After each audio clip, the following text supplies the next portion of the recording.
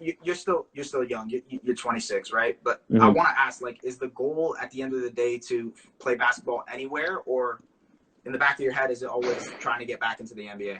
Yeah, I mean, my first and like foremost goal is always NBA. It's always been that, and it was honestly, it was hard to leave, the Raptors like last year and then go to Europe. But sooner or later you have to like evaluate your position and things like that. And I felt like I played out of that two-way position. There's nothing else I could prove Hmm. in the G League, and the EuroLeague is really respected, like you said, second best league in the world.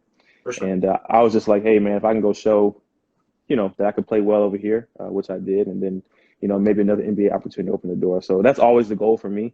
Hmm. I'll never say it's like just money. Obviously, that factors into it, but it's like you want to have the right path as you can, because you never know what's going to happen. But Yeah.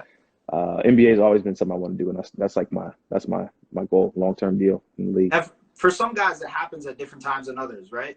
For sure. Guys like Patrick Beverly, who Yeah, spend time in Europe, come out here. Brandon Jennings, which I guess it's not as much time, but for man, sure. even last year, if you think about it, one of the main guys on the Raptors, Kyle Lowry, it took him a really Yeah, long time for him to get to a certain point in his career, right? for sure, man. You got to be patient, man. Like there's so many different stories. Even guys like Quinn Cook, who I played against my first year in the G League, he grinded out for a couple years there, and then he's got a ring and all this other things and stuff Right. like that.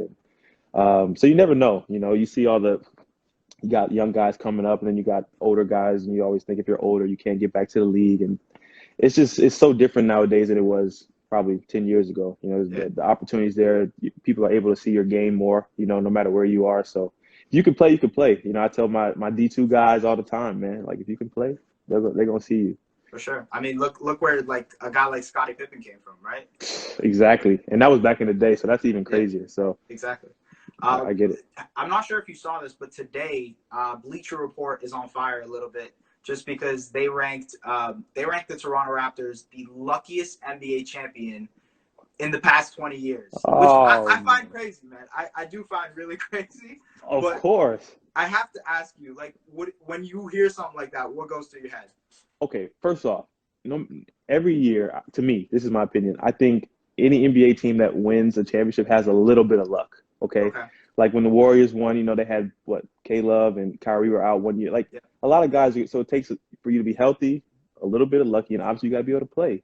Right. So I don't agree with that. When if you win, you win. You know what I'm saying? Like those, like our guys last year, everybody from top to bottom could hoop, man. And our team defense is probably like, I think guys will tell you if you just Oh, ask around the league. it's probably one of the more insane And defenses. insane. I mean, in practice, I'll be kind of frustrated. I'm like, this is my time to shine. Like I'm trying to.